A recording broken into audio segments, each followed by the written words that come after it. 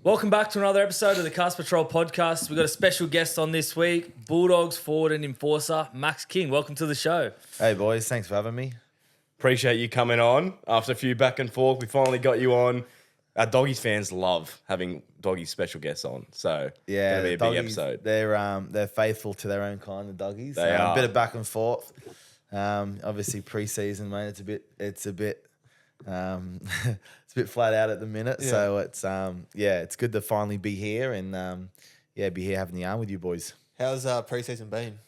It's been good. Yeah, it's been good. We're only second week in, so but yeah, I think it's my 9th now this year. So you just kind of get a bit like you go to train every day. It's sort of used to it. You get used to it. You get used to it. So you've got a kid now, 6 months. Yeah. So how's that been with like training as well? Is it good to get out or? Yeah, definitely. Yeah, it's love my wife, love my kid, but I appreciate it's funny even in the off season. You sort of your perspective changes a bit of like going out to the if it's off season, but you still like to go to the gym and do things like that.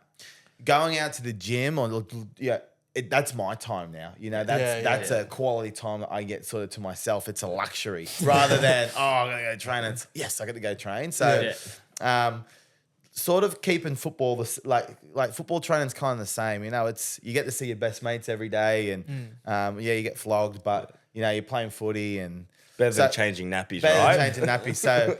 Trying to use that as like a sort of refreshment of the day of getting to hang out with the boys and then sort of getting to come home and help the missus out and hang out with my young fella. It's probably a cool thing too as well. Like you go to training and like the boys also have kids as well, so you're all talking about babies and what's been up at home. We're all comparing the hours of sleep, all of it. So it has been really cool, and it's funny before having the young fella. It's you used to like roll your eyes in dread of like, oh, it's me. Yeah, it's whatever. It's me relative's first birthday today. Now it's like, oh, sweet. We got whatever. It's it's young fella's first birthday or whatever. It's like a massive deal now. It's like you look forward to it. So I don't know. You kind of like turn into like, life. I don't know if life gets boring and that you like look forward to those stuff or like it just changes. It's been cool sort of taking the change on as a dad. Yeah, good. Did you get up to much during the off season?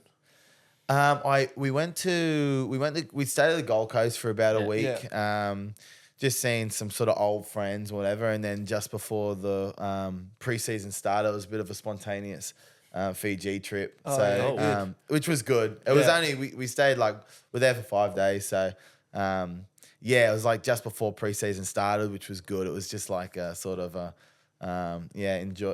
enjoying life before the chaos, I guess. Yeah, good stuff. Well, we'll take it back to sort of your early life. Born in the UK.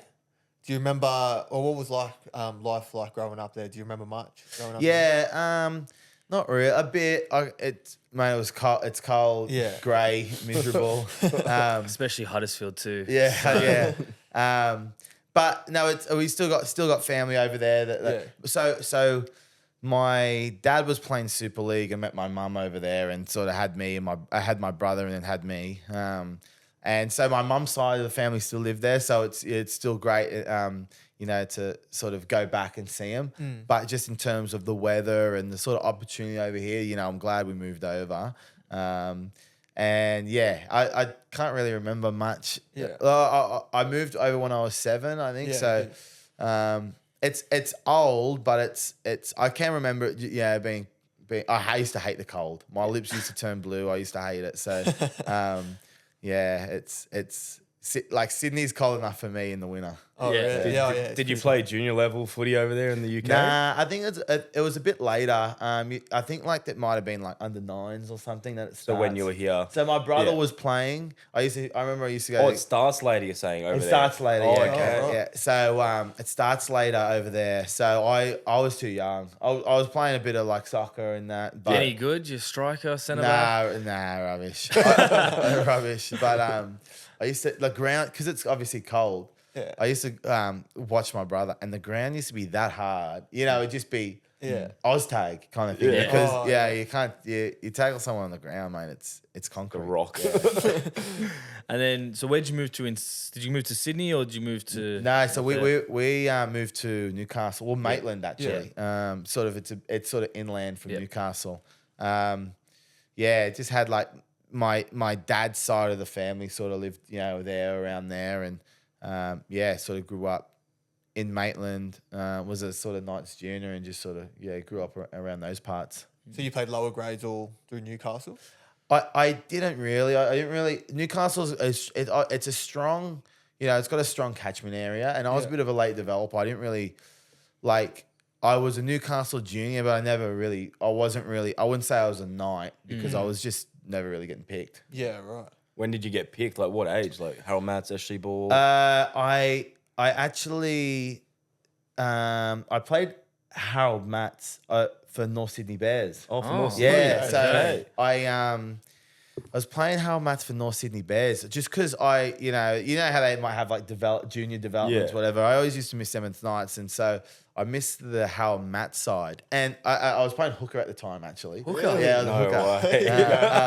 way. Do you still have the pass on you? That's it why becomes ball playing trainer. lock. Yeah. Nah, unfortunately, it hasn't sort of come into my first grade career. But I was playing hooker. I played Harold Matts. But I wasn't good enough to make the Knights. So my parents said, "Oh, well, I tried." I was grateful enough that I got to trial for North Sydney and made the North Sydney side.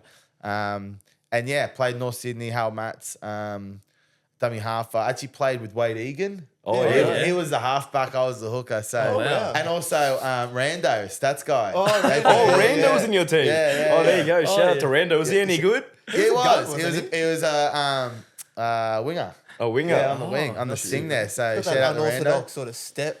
That he Yeah, does off the left. Time Yeah. to put up his highlights right now. Yeah. So there's a couple boys there, but those are probably the two claim to fame, Wade Egan and Rando.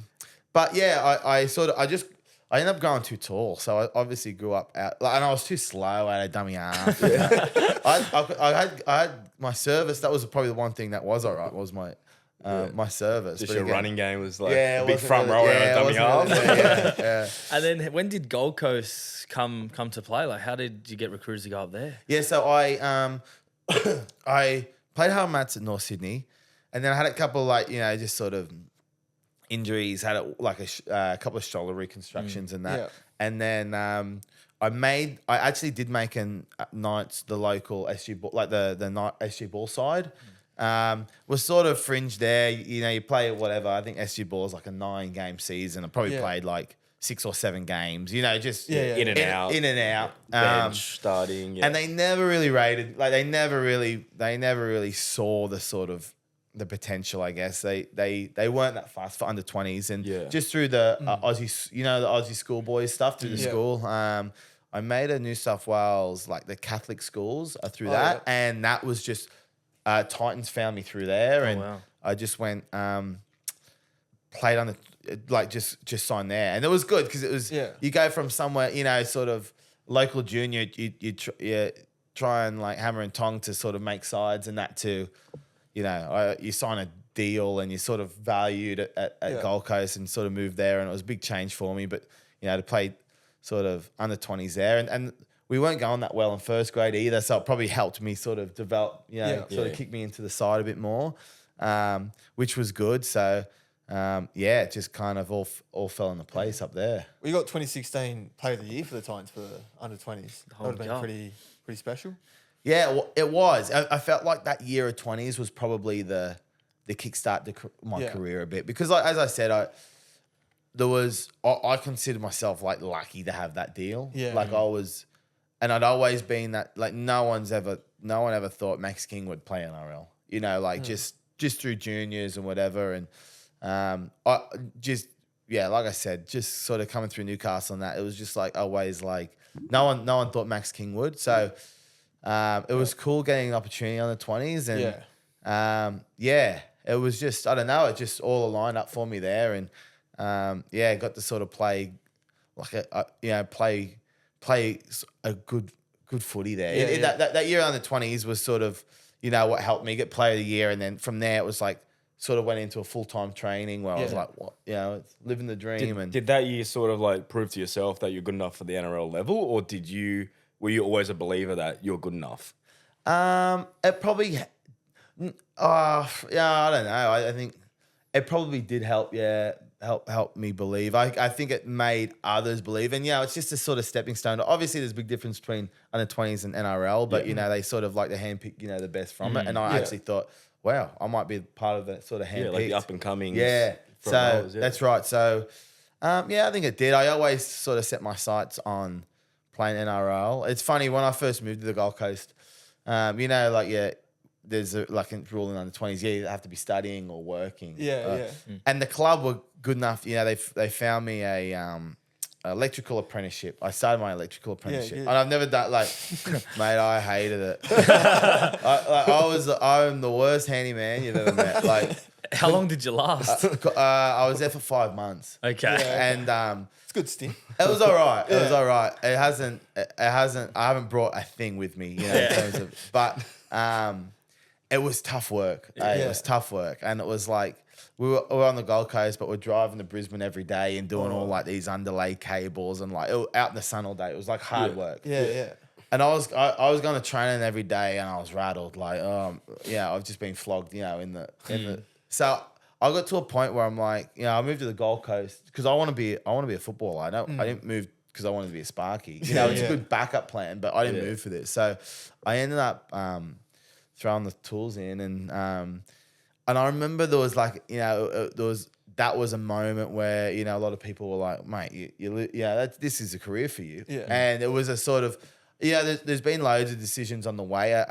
Everyone's got their own story, and everyone's had to make these decisions at some point. But I feel like there was, this was one of the decisions where it was like, hey, I'm, sort of throwing all the eggs in one basket, to sort of make this a thing. So I feel like it wasn't, if anything, that year just helped others, opportunities come and others sort of believe. But I was always other clubs see you and be like, okay, this guy's good. Let's have a look at him. But I was always sort of all eggs in one basket kind of guy. So, no plan B. Usually it's all footy and everything. So that's good. Quit and started working at Aldi a bit. Full time saved me there. So you were fourth generation king to play rugby league in Australia at the highest level. Your dad, David, played for Gold Coast and Huddersfield. Your grandfather, Johnny, played for St. George and 15 tests for Australia. And your great-grandfather, Cecil, played 2 years for South. What's it like to continue the king legacy? It's cool. I remember that was one thing. Obviously, every kid wants to make their NRL debut, and you make it, and you're like, best moment of your career. But it was cool. It felt like a family thing, a bit of sort of continuing the legacy.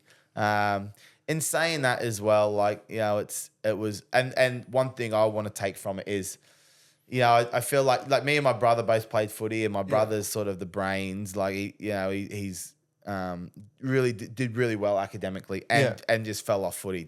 Wasn't fast in it, and I think that's one thing that was cool was never I was never forced into it. It was just sort of a dream of mine, but.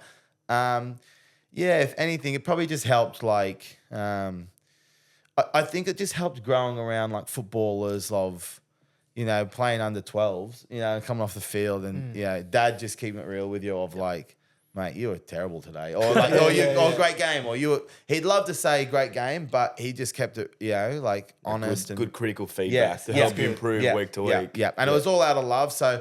Having that from my dad and my pop, I feel like that was probably the biggest thing that got me where I was. Just, honest feedback. I'm on the playing on the 16s, and you sort of, you come off the field, and it's like, I remember jumping in the car, and if dad's just quiet, or he'd say, "How do you think you went today, mate?" You go, "Oh, here we go." It was a long drive home, so I think those are the biggest things. Just sort of. Having someone in the game that sort of knew relatively what they were talking about and be able to sort of steer me and as a player and say, come in the backyard, let me show you this kind of thing. That probably helped me the most. Well, it's pretty cool because there's only been one before you to have 4 generations of family members play first grade in Australia. So you guys were the second, the kids. So man, has anyone done 5? Five I don't generations. know. You said you have a kid, Hercules Maxwell Hercules, King. yeah. Incredible Great name, by name, the way. Hercules Is Maxwell. he- That's a is- rugby league name. Are you going to develop him into a rugby league player? Is that the goal? He's under the pump. Yeah. my dad's already like, mate, if having the name Hercules wasn't probably enough pressure, there's 4 generations of football there. So He's got to be a front rower. Yeah. Hercules. well, do you know what? That's front row is probably usually the last option. I'll start him off at halfback, and they sort of like first option's halfback. You sort of dwindle them down. Last option's like front row. Righto, mate. Yeah. Front row. You guys don't get much love, do you? the front Yeah, he's rowers? like, Not much of the limelight and the nah. respect you deserve. Yeah. So you made your debut against Para 2017 off the bench. What do you remember from sort of the week leading up to that and the game? Yeah, it was round 3. I remember it was quite a shock that I was sort of in the mix because I remember that was following the year that I got Player of the Year in under 20. Yeah. So it was my first year, sort of being full time. And they have most clubs have 2 preseason trials, and the first trial everyone plays, and the second trial I'll probably get like 20, 22 players kind of thing, like a more selective team. Yeah. And so the second trial was in New Zealand, and I didn't play in that. Like I wasn't in the sort of 22, like the top 22. So I thought, I'll be lucky to get a game, at the end of the year kind of thing. And we did have a couple of injuries. Round 3, I was I wasn't sure whether I was going to play or not. We actually just signed Dale Copley. Yeah. It was. That's a name I haven't heard. Yeah. We signed Dale Copley. It was a funny one because we signed Dale Copley, and they were trying to get him to play that week. But there was something to do with like an NRL clearance, and if he played, Chris McQueen was going from centre to back row, and then the other back row was going to the bench. And it was just like a sort of Domino a domino effect. So, and then obviously he didn't get the clearance. So, Were you in the NRL HQ like rejecting? Yeah, I know. I was like, he's got Deny. Yeah, he'll have a police How'd you get record there told? somewhere. How'd you get told by Neil? I knew it was sort of. You knew it I was knew it was a coming. 50-50. Yeah. I wasn't Good. sure. I knew it was a 50-50 waiting for it, and I was just praying, saying, just give me an extra week. Yeah. So, and then I got the call. I think it was. I can't remember. I think we played on the Saturday night. Might have got a call on a Friday, the night before, Really? or 2 nights. I think it might have been 2 nights before. I It's think probably good so you don't have to stress too much about it. For the Like, whole It's week. just like you get that one day to stress. Yeah. It was enough, and it was enough time, to sort of tell the parents and everything. Yeah. So, it was cool. We versed Parramatta, and we actually won, which we weren't winning a whole lot of games then, but to win and have everyone in the sheds and that, obviously, it was mad. Do you remember much from the game? Yeah, I do. You know what? I've always been I've always been a fan of footy, right? So and I feel like that was one thing that was sort of funny for me coming into NRL was like, I'm a fan of footy. So I remember versing Para and lining up and going, wow, there's Michael Jennings. These I'm playing against these guys, these guys are the man. And that was probably something that was actually it's funny, but you had to sort of overcome it a bit as well because it's like, I don't want to be it's great, honor to share the field with, some of these guys, but also, you want to think, I want to run over the top of him, not like, wow, I'm versing him kind of thing. So I do remember my first carry couldn't have been better in terms of not from me, but just in terms of scenarios. I don't know who took it. Maybe it was Connie Harrell or someone took the carry before. It was lightning ball. quick. Just got the ball and it was Straight into it. it was probably I didn't really do much with it, but I'm just saying it was just a lightning quick play. It wasn't like a set line. that wasn't I got smashed. It was a real good sort of intermission to the game. Good 10-meter run, quick play the ball, Yeah, bang. yeah. He's Welcome back. to first grade. Yeah. So I do remember though, you're versing. It's just different. The contact's bigger. I actually I didn't play reserve grade until 2 or 3 years into my NRL career. So I just went straight from 20s to first grade. Oh, okay. So I hadn't played There was a big jump. Yeah, from under like- 20s to like grown men. Yeah, I mean, 20s is it is kind of like some of the boys getting around. They're bigger than men, but you haven't versed like men, like Yeah. like 30-year-old men, Fully grown, Nah, like, so strong I as just they went ever straight been. from 20s to first grade, and it's funny because if I wasn't playing first grade, I was playing 20s. So yeah, I didn't actually play reserve grade until like a couple of years following. Yeah, right. Well, and you got Rookie of the Year that year, 2017. Yeah, For Titans. yeah, I played. I think I played 17 games. Yeah, and Yeah. you started 9 of them. So, Yeah. the coach That's obviously good had for a bit of rookie faith in you. forward. Yeah, it is. I was just a bit lucky. I don't know. We weren't traveling that well, and I don't know. I was sort of I guess reliable, make the tackles, but I wasn't say I was setting the world afire, but I don't Getting know. the job done. Yeah, I got the job. Yeah, good enough to sort of be there. 17. Once you get an itch for the first grade, you're like, oh, I don't want to go back to 20s. Yeah, you yeah, know. yeah. So, How old were you at that age when you were... I when they debuted. debuted? I debuted at 19. Okay. Yeah. right. And then I was a couple of weeks off 20. Yeah. And then so it was 20. But I was a late developer physically. So I was like skinny white boy. Like Yeah. I remember I debuted and I was playing front row and I was like 97 kilos, which. Because now you're like 105, right? You're playing weight or... I can't seem to change the you back of the cards they always have the yeah. stats. I've been Yeah. like 110, 112. Oh, really? Really? Yeah, for probably. Because on the doggies website, it's 105. Nah, it's been Let like that us for know. years, but it's been like that honestly since as long as I can remember. So you can eat whatever you want and it'll be 105. I know. Mate, the Doggies website had you birthplace Maitland as well. Yeah. So, you know what? Yeah, I'll have to. We should have known. Get the admin to sort that, but it'd be good because when I'll be 35 and washed up, and it'll still say I'm 28. Yeah, 28, 105. But everyone's different, right? So like everyone's saying this year, Bulldogs, they're not that big of size, not that big. You have like blokes like Moran who might be 95 or not even like might be 90 kilo. Yeah. Blokes aren't heavy, but for me at 97, that was light. I'm just like the frame of me. I was just skinny and just like. Because you're a bit taller. Yeah, I was obviously, and everyone has their strengths as a player, and like let's just use Moz for example, Curtis Moran. He's got such he's not a massive bloke height wise. He's got such great leg speed. He sort of powers through the line. It makes him it makes him powerful. So he's a literal bulldog. If a bulldog was a person, it'd be Moran. so it makes him powerful. So like he doesn't need an extra 10 kilos. Whereas I needed it. Yeah. I was like 97, 98 kilos. It was light, so there was a bit of sort of physical development for me, like to sort of sort of go through as I sort of matured a bit. So get that right. I'm about at the moment. I'm about it started preseason. I usually start preseason a bit heavier, but I'm about 113ish, 114 at the minute. And then when do you reckon you're playing weight? What's your playing weight? Round one.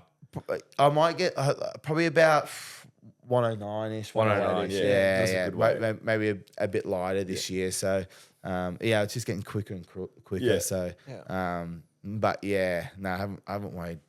Yeah. 105. So 2019, mid-season, you moved to Melbourne. How did that come about, and what was it like? I was at Gold Coast. Like I love my time at the Titans, but also we're struggling a bit, and I was in my last year of my deal, and Melbourne. Like I was just sort of fishing around, ringing the manager, and he said Melbourne were interested, and they were obviously great club. I thought, wow, all right, okay. What do they need kind of thing. And it came about that they were actually interested in signing like a mid-year release. So at the time, I was playing reserve grade at Titans. I was stuck in reserve grade and we were coming last. And Titans were coming last. And I wasn't even playing for Titans. I was playing for Tweed. So I was playing for Tweed, and then Storm said they were interested, and they were coming first. And you're like, holy shit, this is a no-brainer. I'm like, wow, this couldn't work out better. So, one thing led to another, and I signed with Melbourne, and it wasn't easy. It wasn't, the transition wasn't easy. Obviously, Melbourne, like the training and the reserve grade. It's that their reserve grade are in Queensland Cup, so it's there with East Tigers or Sunshine Coast Falcons, and it's a pretty hard gig of. Really? It's tough because you're in Melbourne, like you're based in Melbourne, but you're playing for East Tigers on the weekend. So you're flying all the way to Brisbane, to play, and then you Play a lose your cup whole game, weekends, and like you're flying back, and you're flying every week to Brisbane. Yeah. So it is a long year when you. Yeah. So I got there mid-year, and Craig gave me a crack right at the end there, and I was lucky enough I just snuck in. I was like number 17 every week towards the back end of the year. So it would have been the best story ever if we won the comp. Because we got knocked out in the prelim. To the Raiders? It was to the Roosters. Oh, the Roosters. Right. So we finished first. We got and I played a couple games before so we got the minor premiership, everything. And I remember a bit holding the shield going, what the heck's happened? You play that game? Yeah. So I was like playing at Tweed like a couple months ago, and here I am off the minor premiership. Felt like the biggest fraud ever. At the start of the year coming last. Yeah. So it felt like the biggest fraud ever. But I was like, how good's this? You know, like, and it was cool because they threw me like I was in the team, you know, sort of show faith in me, and we finished first, but we lost to Raiders in the first round. That BJ Leilua flick Yes. pass. That one. Crazy. Yes. Yeah. Blame Fox. Yeah, if blame we drop. Fox for that. Chasing and knocking it on. So we lost there, which kind of stuffed us up because we went on the other side of the table and we had the verse for Roosters, and like we finished first, but Roosters were obviously red hot. Yeah. So we beat Para in the next round, and then I think we had the verse Roosters, I think, and then it was obviously it was a prelim, but you know whoever won versus Raiders, and it kind of felt like the mini grand final kind of thing as well, like. And they were just way too good. But yeah, it would have been the best story ever if we won that, beat Raiders, win the comp. And I was stuck at Tweed, so it wasn't the B. But what was it like to work under Bellamy? it was cool. Like it was, he's obviously he's a great coach, and he's he's just like. I don't know. You say he's old school, but also like one thing about them and the coaching stuff and that they develop so much. There's new rules. You know, they're constantly evolving. Yeah. You know, you can't stay with old school. Like it's otherwise you just sort of get left in the past. So he's old school in the fact of like he likes people that are you're there to work hard, reliable, all those things. Yeah.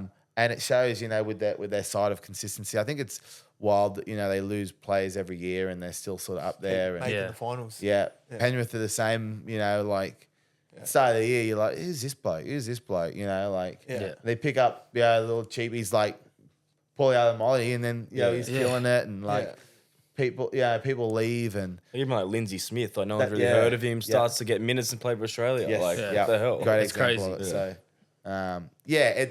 it's just a great sort of breeding ground for people that are like really want to work hard, you know, and sort of and get their sort of honest and back themselves on being consistent. He loves consistency and obviously all those things. So it was a bit of a wake up call of like, wow, like, you know, and also how much time goes into coaching. And I think Ciro's a bit like that. It's like, you know, in the middle of preseason, you're like, oh, I'd way rather be a coach. You know, look at them. They're just blowing the whistles and whatever. Yeah. But there's so much that goes into coaching. That makes me think, wow, I don't think I want to be a coach. You know, like there's so much time that goes into it and things like that, you know, putting a lot of time and effort back into the sort of players. So I feel like when the coaches are doing that, you know, it's obviously a great sign of what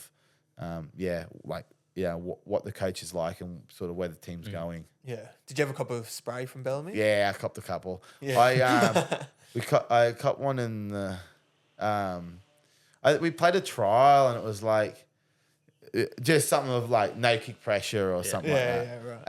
And got sprayed, and then the boys like, "Are you sweet, bro? Are you sweet?" Like I'm like, "Oh yeah, all right." So Yeah, it's inevitable, I reckon. Yeah. Yeah, it's inevitable. And then you played alongside probably a future immortal, Cameron Smith. I mean, he's assisted 50% of your career tries. So, Yeah, good stat, what that was one. he like? Just so professional and just so good at what he does. Yeah, like real. I feel like the biggest thing was like he's so calm and like taking everything in, and yeah, I remember when I first got there, I shook his hand, and like it was just it is just like wild because like you're sort of used to seeing him, beat as a New South Welshman, he's beat, but mate, he's so calm, takes everything in, and I took a lot from that actually. I remember one day in preseason we're getting flogged, and like we were doing this drill, and it was like 3 teams, right? 3 teams of whatever, 10 or 7 or 8 or whatever. One team's out the back, just like getting flogged, like running, and 2 teams are like versing each other in like some conditioning game. And I remember like his team was out the back getting flogged. And then whatever, one of the teams, that everyone swaps around. Yeah, yeah. And it was our team, it was our time that our team versed his team. And he just came out getting flogged, and it's like, right, who's receiving? And I'm like, no, we'll receive. And he was like, no, he's received last half. And I'm like, how do you know? You're at the back. He's taking everything in. Like he's seen what. Like he honestly could have told me the score. Like he's taking everything in. I was like, it's just wild. Of like you see it on the field of like he goes up and talks to the referee. He's like talking as if he's just having a conversation. He's the third referee. Yeah, legit. So everyone used to be like, oh, he's getting away with everything, and that like, the refs. He's always watching everything. And there's times as a player, you go home and watch the game, you go, what the heck? What happened there? Presto, you got split and you missed half the game, or you don't know, you're just playing footy. Yeah. Like You're in the zone. You don't see any of it until you get home and you're like, what was that? Tunnel vision, Yes, yeah. Whereas he's a different, he takes it, he knows everything. He was like captain, coach, ref all at the same time. Legit, bro. So, and he was just so calm. He obviously, you hear talk to the refs, and you're like, get angry at the refs, like, hey, why do you keep letting them get away from it? But he's just like the man of just like, yeah. That would have been so good. Did you do any of the army camps? Yes, I How did. were they? Wild. Yeah. It's funny because they give you like a whole sheet of like what to bring. Yeah. Like this is the week before, righto, boys. Like it's obvious. It's the blokes that haven't done the army camp have to do the army camp. Yeah. So for the new boys, righto, new boys, here's a sheet. This is what you have to bring. And I remember Shandor Earl was like, "Oh, don't bother bringing that. They're just getting you to bring that so your backpack's heavy." I'm like, What? I'm like, what? Don't bring any of this. He's like, nah, they just want your backpack to be heavy, because you have to carry it everywhere. Yeah. And I'm like, well, where am I sleeping? There's a sleeping bag, pillow, bring all these things. He's like, oh, you won't sleep. And I'm like, it's 3 days. You have to sleep. At least a couple hours. Yeah, Come on. sure. I'm like, surely. it's 3 days. You have to sleep. And he's like, you won't sleep. So we got there and we didn't sleep. Like that was probably the wildest thing because you get flogged. Yeah. But that was the biggest thing was we literally didn't sleep. It would just be You from can't one thing recover. It was Like mentally and physically. So they grabbed us and they flog you for the whole sort of day, and then when it got to night time, you just do the first night we did like a long march on the beach. It was just like a long march, and then they just fill it in with whatever. But the last night we were there, it was 2 nights, 3 days, and the second night you hadn't slept, so we got to the second night. And we had to do this. It was like a silent march thing. It was like we had to do this track, and this track was probably like 2 Ks. Yeah. And you weren't allowed to run it. You had to fast paced walk it, and you weren't allowed to talk to anyone. And this was probably 8 o'clock at night. It was pitch black, and you're walking it, and you can't speak to anyone. You're just walking it by yourself, and the hallucinations you were having just from sleep, asleep. Yeah. I was it was the wildest It was a wildest night. And then when we finished that probably went for a couple of hours, maybe 2 or 3 hours. It was probably about 11 o'clock. They grabbed us all and they said, righto, boys, we need use a holding guard. We need you to, and the cliche, you're holding guard and you know, through the night they're going to come out and you have to say like, halt, who goes there? Or, something like that. So they said, right, he's a holding guard, follow me. So they took us about 10 minutes into the bush. And every 200 meters, they were like dropping someone off. So they'll say, right, you know, that's your spot there. Like, and everyone else would keep walking and you have to sort of stay by yourself. And it was probably from 11 o'clock till like 6 o'clock in the morning. Just leave you there. And just hallucinating. 7 hours. hours. Just like hallucinating. I had some of the great, like, I was seeing everything. Like, It's almost like they drugged you and put you in the bush. bro, honestly, like it was, that was the wildest night ever. You know, I was seeing everyone and everything. So, And what happens if you like broke or like said something? Like, was there someone there to watch you? well, yeah, it's funny because Were you talking to yourself? Yeah, the first hour or two, everyone was going, "Oh, who goes there?" Because you're like 100 or 200 meters away, like you can hear everyone. Yeah. Mate, it was just everyone. Oh, who goes? I'm like, wow, they're sending everyone out. Like, I'm like, oh, God. And they came out. They're like, hey, shut up. They hadn't even sent anyone out yet. It was just everyone was hallucinating, going, oh, who goes there? They thought they saw someone. Everyone was thinking they were seeing people when they weren't. So, not one person came out to me that night. I was praying that they did because I was that like Ready. yeah. And mozzies. It was putrid. Like I have a photo on my phone.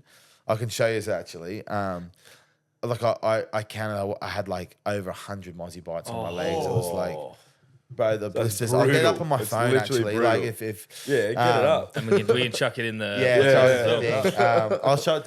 Show it off there. We'll pop it up right now. Yeah. Mate, my legs and blisters and like I didn't get chafe. It's funny, the boys at Dogs, they call me goopy. Sometimes goopy because they like I call it gooping up. It's when you just put your hand in Vaso and just scoop up as much and you just like lather it on and it's just like you're chafe free. like James Graham did. Yeah, He rubbed it on like his James legs. Graham. And it just makes you chafe free of army camp or whatever. So we had a Bulldogs army camp last year and it was just like constant because mate that breaks a man. That like chafe. It's the worst. It's the worst. So constant, like every drill, it was just like, where's the Vaso? So you just grab it. Vaso up. Vaso, like James Graham. So the boys call it gooping up. So yeah, they call me goopy. Yeah. So That's good. Melbourne win the grand final 2020. You got suspended that year as well for a hip drop tackle. Yeah. Blake Laurie. You missed a bit of time. Did that affect you knowing that the team was doing so well in 2020? Yeah, I had an Achilles injury in 2019. We just obviously like shared of, you know, it was hard the initial like move, but being in the team, I was like, man, how good's this? You know, like we are winning every week, and it's like almost won the comp. And 2020, you know, we should be there or thereabouts. And I had an Achilles problem at the time, and it was just a nightmare. I couldn't walk properly, let alone sort of run. So it ruined my whole. Honestly, like 2020, it's funny because 2020, I probably played 4 or 5 games like in 2020. Yeah. And those games, I was busted. Like I wasn't really training properly. My Achilles was busted. I was just trying to I was off contract, and I was just try and get through the game, just to sort of get re-signed. So I got suspended for a hit drop on Blake Laurie. But that was the last game of the season. But it was one of those games where it was just like, oh, you know, Melbourne, they rest everyone. So everyone was getting rested.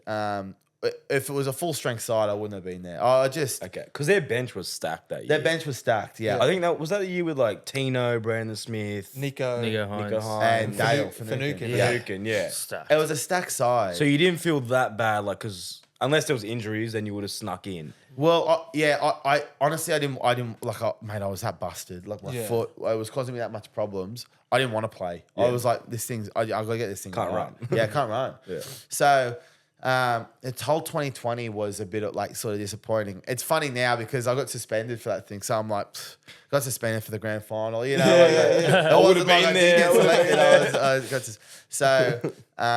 And then on the 2021, didn't play a game. Yeah, you missed the whole year. Yeah, so that was still my Achilles. Just recovering from it? Yeah, so it was actually called. I had a Haglund syndrome. So pretty much what it was it's a spur. Like it's like the way my heel bone grew was it just had like a spur, like a point at the end of my heel. Yeah. So your Achilles runs past your heel. And as I was sort of running and that, like the sort of like it'd be like bulge thing? like a sort of bulge, like horn would like rub across the Achilles. Yeah, right.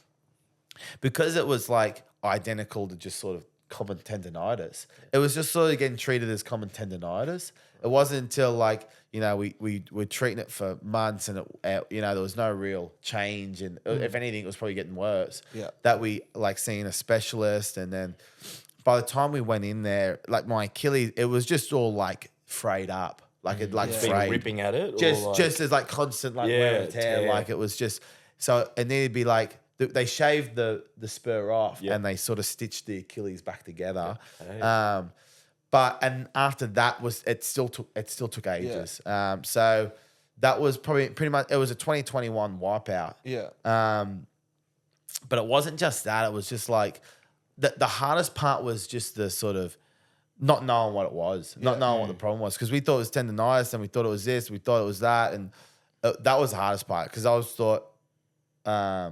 thought my leg was just buggered. And there was people I was saying, like, I was off contract that year. So I knew I wasn't. Were you still with Melbourne that I year? was still with Melbourne that year. So you were going off contract I was coming going into off contract. 2022. I was coming off And you contract. played no footy. That's the no hardest. footy. Yeah, it was tough. And it was kind of a good thing, but it was still the bubble then, so. And you keep 25 in the bubble, and I hadn't played all year, hadn't even trained. So they're like, sorry, Max, we can't keep you in the bubble because you're not doing anything. Yeah. So I just went back to my parents. I literally was just at my mum and dad's house for like 5 months. Doing nothing. doing Were you nothing. training and stuff still? Trying to get my foot right. Yeah, rehab. And how is it now? Oh, it's fine. It's perfect. It's perfect. So I was trying to get my foot right, and every time my manager rang, how's it feel, mate? Fantastic. How we got a club kind of thing. Yeah.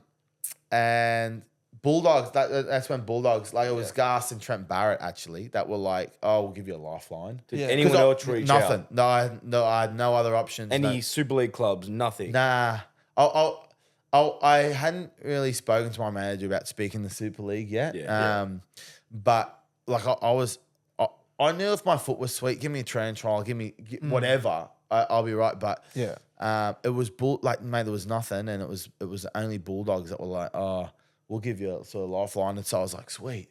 And then it still was a bit like I had all the operation, I had everything, so it was sort of on the mend. Yeah. But it was still sort of a bit iffy. And then when I got to Bulldogs, it was sort of like, it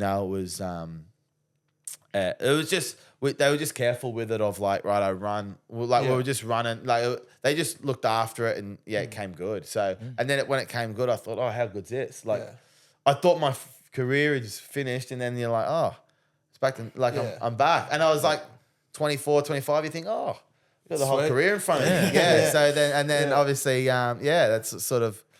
My journey at the Bulldogs started. Because I think that year, 2022, when you joined the Bulldogs, that was like your best year. Would you say, or like your best year since you debuted? For sure. Would you say that was your breakout year, 2022? Yeah, I would. And I think it was like, well, it was the first, like I got to play every game, which, it was great. Because and big also minutes as well. Yeah, it's funny because they always make a joke about it. But, when you're on matches, you're like, because we're actually... we'd still have like the COVID testing and that year. Yeah. And I was on matches. So I was like, not even like, you're like, if I got COVID, I'm making a way to play around this. Oh, you're on matches? I was on matches 2022. Yeah. Oh, wow.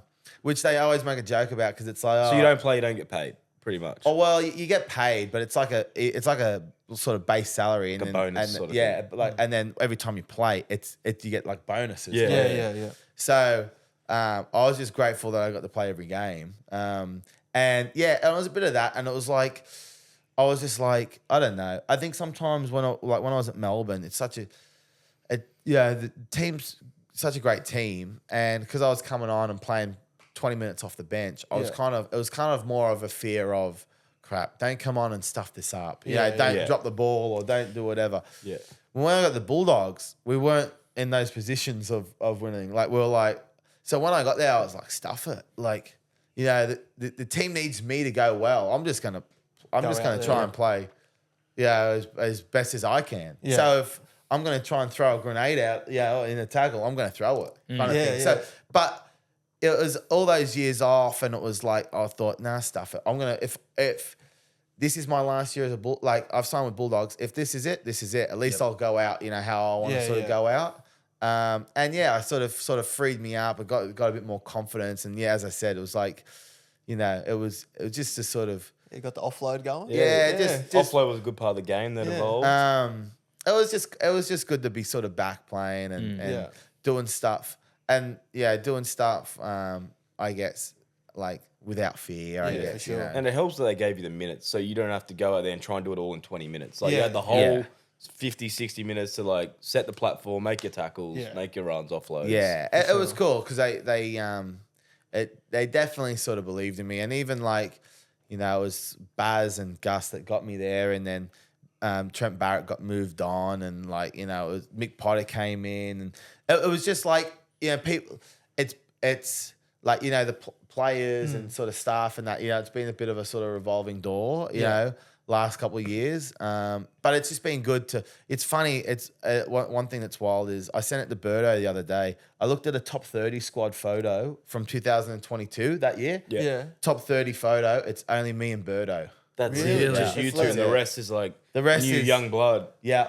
New signings. Yeah. Well, the whole team's changed dramatically Crazy, around you. And yeah. you've signed some players like Stephen Crichton, for instance, gone in centre of the year, captain of the year. Like, you've done some incredible things to this Doggies team that have made this new DNA for the club. And you saw it in 2024, how good that everyone went. It almost became like everyone's second favourite team. 2024 theory was out. All the fans came back out. They've been hiding. Like, Which has been cool. I actually said this to Ciro. It's like starting preseason again. It's like it feels like it's not, the 2025 season. It feels like we're just back from training from 2024 because it's the same squad. Yeah, like it's all carrying on. It feels like just carrying on. Yeah. Whereas previous years, it's kind of like half the squad's been sort of moved on or whatever. You're meeting all these new people. Yeah, like you're like, teammates. oh, nice to meet you. Oh, so like, what's the new drills we're doing this year? Everything's new. Whereas, Everything's already set. Your systems are in place. Yeah, everyone's and you're coming in, and the boys aren't just doing it and like, oh, is this right? They're sort of nailing it. So, it's good. It's good to sort of finish where we left off. Yeah, for sure. Well, you've been at the Dogs for a few seasons now. Did you see like the change or the turnaround was coming? Could you see or could you sense it? Yeah, I definitely. I feel like honestly from day one of preseason, it last year, it just felt different. Yeah, just felt like happier, and because 2023 was tough, right? Like that was. I mean, there's been some tough years, but that would be right up there. Like, and then 2024, like preseason, I was like, I remember heading into preseason being a bit like, oh man, like. It's starting again. I enjoyed my time off. Like, it's starting again. Yeah. And it just felt so different at training. It was happy. Like, it was a great place to be around. Like, I was enjoying training. And yeah, everyone was just happy. Like, everyone was enjoying it. Everyone was like, sort of getting about their business. We had this similar response from Karaz when we had him on just like early preseason last year. Yeah. And he was like, mate, like it's different this year. Like everyone's buying in. Bro, like, yeah. It's going to be a good year. And like straight away, like Doggies went on. You know what? It's the same. It just felt different. Yeah. It just felt different, And what was different about it? Like, is it Ciraldo coming in, obviously putting his mark on the club? Critter coming in as captain was the new signing. Yeah, was it? I think. You know what? I've thought about this a bit. I think there's there's a couple of things. So obviously new signings. They've been great additions. Like how good. Some of the players like Connor Tracy, Curran, Critter, like so good. Yeah, even the players that don't get raps, like Sam, Kurt Mann when he wasn't injured was good. So many, and they're great fellas as well. So great for culture. I think just another year like of the same drills. Like it's wild how like everyone sort of eye rolls at like 5-year plans and things like that. Yeah. But it's wild that like it takes a whole year, and you're like, man, I feel like I've actually gotten this drill.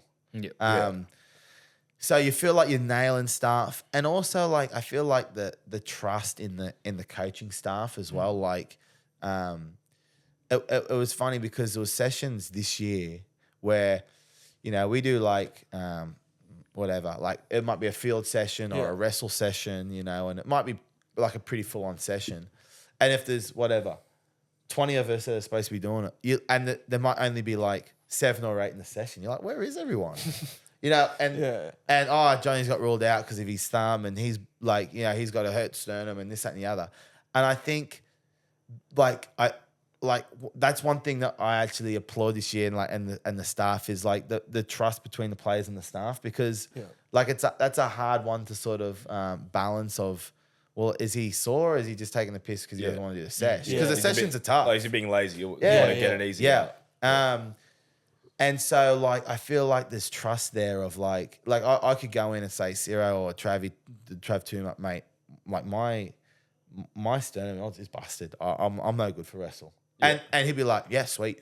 Yeah, he'll trust because you. It's a trust thing of if I'm not sweet, then I wouldn't be sort of saying it. So, like, I feel like the trust from the players to the staff has grown so much that, like, it's helped training of I don't know, like pushing limits where blokes might be niggly, and I think, like, obviously Critter coming in, I think things have just been player led better, instead of the coaches saying we're doing this. It's funny, I always use the example of, like, if your missus is telling you to clean the dishes, you're like, you sort of do a half-assed job, but if you want to clean the house or do something, you do it better when you want to do it. So I feel like it's starting to be like player led now, which is it's good ownership, and it's just been cool to sort of be on the journey with it. See the Bulldogs, we're struggling for so long, and just be part of last year's success. Like, we're talking off mic, about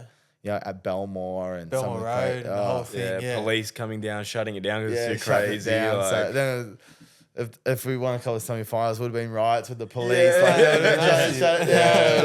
That cooler try haunts all the Doggies fans. Enjoy yourself. Yeah. When the Dogs are winning, the Doggies fans have probably one of the most passionate fan bases. They're always out in force. You see the blue and white army there in force. They got the flags. It's everywhere. Dressed up, drums, like crazy. It's great for the NRL. To see it there, and it's funny because, like, the previous year, it was great to see Warriors doing well, and the previous year before that, like Cowboys and all these teams that have like not been well, and everyone's sort of like bottom team. 4 and pushing up to the top 8. And everyone's getting around them. It was cool. Everyone, sort of like being the second team, or even like people that had their teams. And there's also the 10-year theory that you were going to win the comp in 2024. Were players talking about that one? Was it actually coming up? It was everywhere. I tried a couple of times. I'm like, see, you seen all that stuff? He's like, yeah, I seen it. I was like, we're going to win the comp. Why would we bother trading? No, it was everywhere. It was pretty cool. It was a pretty cool start. It is. It would have been cool if it happened, but Well, we love our stats on this podcast. 116 games, 2 tries. 1 for Gold Coast, 1 for Melbourne. Fair few nudie runs in there. Is that a thing, or is it frowned upon? It's kind of been outlawed a bit, which has been a blessing. It's good for you. I know. I'm like, I'm like, the old try scoring record's been 66 games for Dogs. Still 0 there, yes, tries the mark. yeah. You're due for one. Have you heard? I'm just trying to build. I see everyone with the no try scoring aura. It's just trying to You want to be like tall and carry it? Just build the aura. Well, have you heard of the cast patrol effect? The following week, is it the following week? What is it? Yes. Yeah. So when we get players on as special guests, the following week they scored. We had Mark Nichols on, came round 1, scored. Yeah. Campbell Graham scored a double. Yeah. Hosty, Jacob Host. Yeah. And then we had Dylan Walker. He was on a 600 game drought. 600 600 day drought. Yeah. And then literally the week after, he just show and go and scored. So is that why you came on the potty? Oh, it was a big reason. The other reason was that all the cash I was promised. Yeah, undisclosed. We'll keep that on. no. Yeah, surely crash play from Reed next year. Yeah, well, we've spoken about it, but it's yeah. Round Just one. hasn't Don't let come- us down. Round one. If you score, you got to pop up a C or something. Yeah. Because you've had a few try assists in there, so like, so I don't like- think there'd be any. I don't think there'd be any try assists in there. There's a bit of offloading. If there's a time to score, it's try July. Yeah, So that'll that's be a where good you- one. That's Chuck what a that's what I celebration. want. So yeah, you need me. You need Yeah. me back here the week before July. Yeah. Well, if you don't score round one, we'll have to get you on Yeah, just before back, try yeah. July. Because I need the. It's crazy that you haven't scored for Dogs yet. Like 3 seasons. I know. You think like, have you got close? yeah, I guess. Yeah. But like, Held up over the line. And you stuff. get tackled 1 meter out. Yeah, it's close. Yeah. Like, but Just like a settler. yeah, Surely you do you got to do a set play just to get you over. crash yeah, ball. settler or Because something. usually once that happens, then you just score Yeah. the week after and keep it going. Yeah, it'll happen, and I'll get up. I won't know what to do. Or you need to like score where you're like through the line, not where you're like you know, like Yeah. run all the way through. And Yeah, then and you can, then you have a bit of free time to Yeah. do whatever you want. so you'll take anything right yeah, now. I'll take anything at the minute. Well, you signed a new 3-year deal, extending you until the end of 2027 with the Doggies. That must have been pretty rewarding given the past that you had with the Titans, Storm, and then Dogs finally give you the chance and then reward till 2027. Yeah, it's wild, bro. Like that's the longest deal I've signed. You know, so it's super cool. Like it's great. You know, it's fantastic. You know, it's Dogs have been there. You know, when I was sort of down and out. You know, it's great to sort of see them do a 180. You know, the club and community and everyone's getting behind it, and you know, it's a great environment to be. Like I love going to train and then seeing the boys and. Yeah, it's been great, and like I said, like 2022, you know, top 30, was me and Birdo, Yeah. that's 3 years ago. Yep. So I'm here for another 3 years. Like so much happens in 3 years. Yeah. And I'm here for another 3 years, and like you know, Bronson's re-signed into 27. Yeah, you got Presto and I think maybe Carraz and Yeah. like It's a good Birdo, bunch of you. Just gonna be Critter. there. I feel like everyone's like, 27's like the number kind of thing. Yeah. So. Was that the 5th year? Is that the 5-year plan? Yeah. Since Well, 2022. Yeah, Or Ciraldo, 23, 4, 5, 6, 7. Yeah, there you go. but it's cool. It's just like the like it's not just like you know you're building friends and connections and all these things, you know, for years, you know, and it's like having a young fella, you know, actually like leaving the like I wouldn't say leaving the club. Hopefully, you know, there's another one after 3 years, but like you know if he'd be 3.5 and he's you know like. Like to understand a little bit. You know, getting to see kids, that kids grow together, like you know, with the other boys and their kids, and that's mad. Yeah, you it's know, more and- than just a teammate. It's like your mates, you're like family. Yeah. So it's just cool doing life together. Yeah. You know, Yeah. with everyone and somewhere special at the club where we love it. You know, and it's been great. So I've never really had that security. So it's definitely cool. We've got some goals for 2025 that you sort of want to achieve maybe personally or. Yeah, I think, I it's funny because I've been speaking to Ciro and just like sort of and like some of the staff about.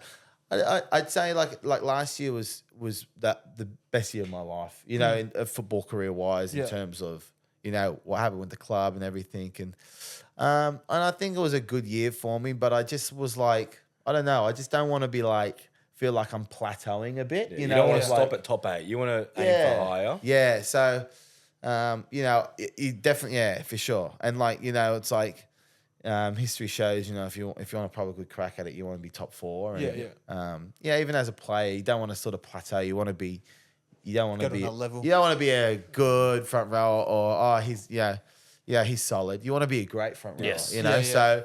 You want to play rep? Want to play for New South Wales? Yeah, but like, you know what? Like, I'm always cautious of jumping on and going, I want to do this. I want to play for them. I want to play for them. Because I feel like it's always like, oh, you see, Max King just put, like you're saying he wants to do this and he wants to do that. Like, my thing is, you know, I want to like the team. You know, I want the team to go, you know, from good to great. I want to as a player go from you know good to great. And so then it will happen. all that stuff will come. So I think that's my goal. It's hard because it's not really tangible of like, You know, what's it look like? I sort of know like sort of areas on myself on what to work on and sort of trying to focus on that. But yeah, I don't know. It's sort of a hard, not sort of a tangible number or stat to sort of follow, but you know, hopefully whatever, come back in 12 months and say, mate, what a year, you know, you really we made top 4. evolved. Yeah, Made team the went GF. well. You've evolved as a player. You know, Played game 3 for New South Wales. All for England. That'll be good. yeah, all for England. Yeah. Personally, you can see that the Dogs, what they're building, and you can see the structures that are in place. Like you had the best defense at one point throughout the season. Yeah. Defense shows if you can get that top 2 in defense stats, you're going to make the final or at least be around there. So I think another season with the same squad, like you said, plus the defensive tactics will go a long way for you guys. Yeah. Wild, hey, like worst to. I mean, the last last couple of rounds blew I us don't know out how of you it. turned it around so much in 1 year. Yeah, Terrible compared to 23 defense to 24. to the best at Yeah. one stage. Like It's wild because like it didn't really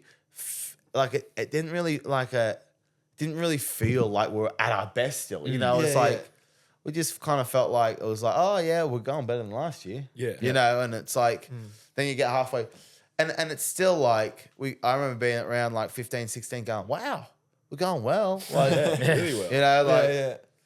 like if it all falls like you know, and I remember people being like, oh well, if it all falls apart now, you know, at least you can say after whatever 15 rounds you were at We're the best defensive 8, team. yeah, kind of thing. So it's cool that it's but when you do it every day, it's you know it's you know like I feel like consistency like it's yeah, I don't know, it just shows and yeah, like I said, hopefully you know that it just keeps building. Yeah, you know, yeah, it's for sure. you know when something's on a good sort of foundation, it's you know it doesn't collapse or you know go backwards or Sure. you know, and you see you do see teams you know that go from whatever 14th and then they finish top 4 and then the following year they go backwards. Yeah. Brisbane, down, right? yeah. They made the Brisbane, GF and then yeah. didn't make the Warriors were a bit like There's that. always one every year that from the bottom 4 that jumps to the top 8, but then it's about like building on that and staying there, making the 4. I mean, anything, well, obviously, bar like, you know, unless you're Melbourne or Penrith, you know, like they don't win the comp and they see it as a failed season. Yeah, you know? yeah. But like, even maybe, you know, like Roosters and that. But like, you know, there's 8 teams there that didn't make the semi-finals. That'd be like, yeah, we got to get played better this year. Yeah. You know, that are really honing in. And so then, you know, you have 8 teams that made the thing that like, you know, you're under the pump to make it again, you know, and you don't really want to be a first round knockout again, you know, so it's the pressure's always there, you know, to sort of, if, you know, like sort of being at the top of the mountain, you know, so it's hopefully like the foundation of where we left off, you know, sort of continues. Yeah, for sure. Has anyone been training the house down 2025? There's a couple, man, like it's hard because it's like, you always get those like you always get the young boys that are like flying. Yeah. Who's Josh Curran, bro, flying? He looks very fit as well, like lean now. Yeah, he's lost a bit of weight. But he finished first out of everyone in the 1.2, like the Bronco. Yeah. Is his shoulder better as well now? He had a lot of shoulder issues. That's sorted. it's fine. Yeah, so he was flying. I don't know. There's a couple of boys like it's. I feel like year after year, those Bronco times are getting better and better. Yeah. You know, it's like boys are getting fitter and fitter. You know, so Is Sam Hughes still up there? I'm pretty sure he's last year he fit. was one of the fittest. Yeah. He there's some fit boys. Some fit boys. So he wouldn't be one of the fittest, but he's always getting good times. You know. Yeah. I remember even like myself as a front rower, I always used to be like, I'm never gonna finish first, but I always used to be like, I'm up there. Yeah.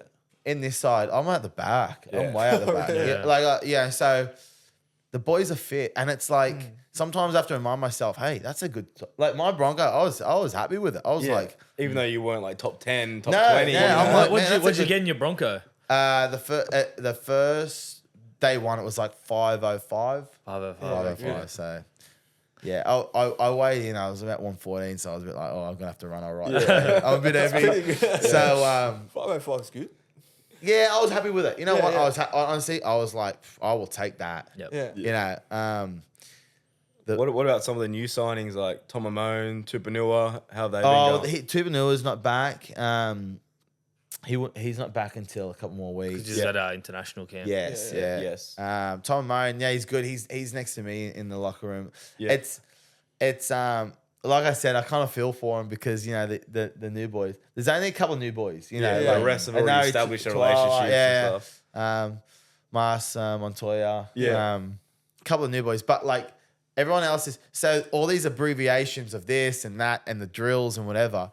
Like they haven't really been explained because all the boys know what's going on. Yeah. Except for the new boys. So like it's kind of they're on sort of catch up. So they're flat out at the minute, but they've all been going really well. They sort of fit in well. So it'll be good to see how they go this year. And still, I think it's Birdo and Satili to come back. Yep. Yeah. I think that's about it. Nice. Kicks came back the other day, so I think that's about it. So sort of starting to get everyone back. Perfect. Changing the guards. We got a whiteboard next to you there, so pick up the whiteboard. We're going to play a little game. So pretty simple. We'll give you a question. Yep. You put your answer down on it and face it to the camera with the answer, and Bob's your uncle. Okay, so All right. So first question. Yeah. Which NRL player would you swap places with for a day? We're all doing this one. are we? All right. Yeah, All doing it? All doing it. Sorry. This is the only Just one. in general, In NRL? general, any NRL For player. one day, you can be any player. Yeah, I don't know who it would be, to be honest. I've got mine. That's a weird reason. Okay. I'll start things off since everyone's still writing. I'm going Jason Saab. I'd just like to be, the fastest player in the NRL, just to see how fast it feels. You'd be flying with Roger Fabry and I'd love to play Oz tag with his for pace. that one Just day? one game. Yeah. See how I go. I'm gonna go a bit of a rogue one, but Pete Mamo for undisclosed reasons. If you know, you know.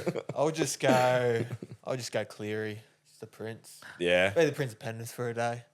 that'd be interesting, wouldn't it? Be nice. Will you wear your 4 rings and stuff like Yeah, we're 4 rings, walk around. DM Fowler? Winning 4 comps in a row. That's still wild to me. Unheard of. Max, who are you going? I'm gonna go with a ex teammate, and I'll say the Fox. yeah. Fox. Clutching at straws, but every time you see his Insta story or something, he's in luxury something. car. He's doing something. He's doing a promo. He's doing something. So Something crazy. and I know he doesn't do much for free. So I think Foxy. I think he's doing all right financially. Yeah. How good. All right. You get your razor next to your age? Yes, there we go. Yeah, cheers. easy. Yeah. All right, next one. I think all these questions are now for you. We're out because they're all teammate related. Right. Which teammate, past or present, is the most talented player that you've played with? That's tough. He's been in a few clubs. Yeah, talented. I was thinking about this. The other day actually. Like Bit of a weird one, Smith. just because Smith wasn't really talented. He was just so smart. Yeah. I'm a big NFL fan. Okay. Yeah, right. Love my NFL, and I think, there's a lot of players where you think, they'd be good. What you can see, whatever. Yeah. Oh, they'd be a great wide receiver, whatever. I reckon Greg Marzu would be the best running back in the game. I can see that. How powerful tackle breaker. is he? I played under 20s with him, and he was taking That's the a good piss. one. So I think, mate, he's one of the strongest blokes. He'd be in the ridiculous. gym, crazy. Obviously, NFL, it's not a high tempo sport, so You get a lot of big rests in fella can between get the your reps, runs. Yeah. and just let the big fella go. He's taking kickoff carries and that, So, Yeah. mate, he's a freak. I reckon he'd be an outstanding No, running that's a back. good one. Yeah, like I off the like that. kickoff, he catches it, Yeah, first just runs receipt, it. and just runs. Side note, who is your NFL team that you are supporting? A lot of the boys are in the fantasy. Okay, so yeah. Yeah. I'm an individuals guy. I'm just cheering for my fantasy. Who was your team. first pick this year? It was Jamar Chase actually. So okay. he's He's doing good. well. He's He's good. doing well. Started slow, but he's going good. So he's going well. So I've been lucky there. Okay, third question. If you could sign any player to join the Dogs in 2025, who would it be and why?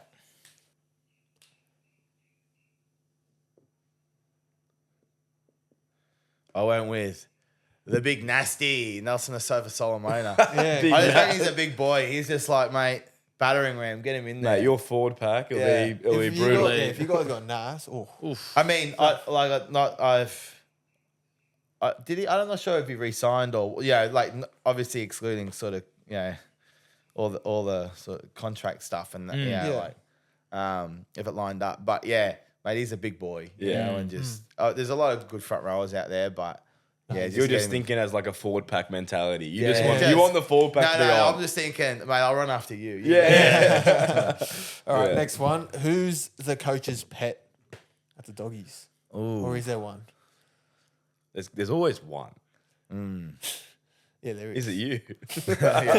If you can't pick one, usually it's you. Nah, I'm gonna go.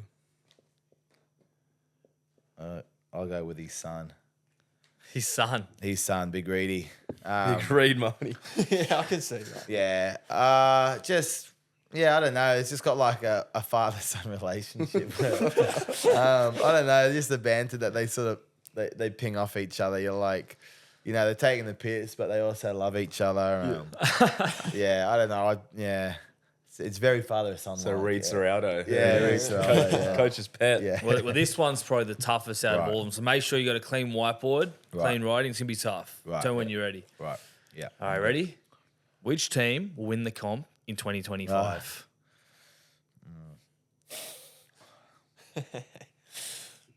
This is tough.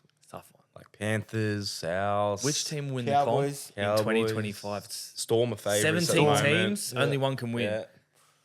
Doggies, 13 plus. Hey! Hey, Doggies 13 plus. Love it. Well, before you end the podcast, we ask all our guests, you don't have to write it down, but have you got to go to Maccas order? Oh, Are you a big Maccas fan? yeah. If once in a blue moon, if it hits me, like a McSpicy. Yeah. A McSpicy. Just quietly, the Grimace shakes, they were good, eh? I haven't had it yet. Nah, they're good. The Grimace shakes, they were good. What a hother. I've never heard of that. It's like You haven't heard the Grimace? No. Those it's purple the shakes. big Grimace mascot. Oh, Yeah, they got a bro, shake. they were Any good? They were plugging it everywhere. It was like It's on massive, ads, yeah. everywhere. Yeah. You missed all the I missed it. marketing. I'm trying to avoid all that Maccas stuff. Right now. Hey, it was actually mad. It was actually mad. But if anyone's listening, if coach and staff are listening, it was all in the off season. Yeah. It wasn't last week, I Yeah, swear. it definitely wasn't this today. But yeah, boys, thanks for having me on. No, Appreciate thank it. you. Pleasure. And we got a little cast shirt for you. lovely. I'll show the audience because the camera's not there. And a nice cast hat. Yeah. Let's we go. go. Chuck that Flip on, it see on. if it fits your head. It's adjustable. Oh, that's beautiful. There we go. Perfect for front rowers' Beautiful. heads, mate. That's it. There we go. Fits. We're on. Yeah, good. Thanks, boys. Thanks for having me No, on. but thanks for very coming much. on, Yeah, and appreciate it. good luck to the Good luck Dogs in in 2025. Thanks, lad. Hope everyone enjoyed. See you guys. guys. Thanks, boys.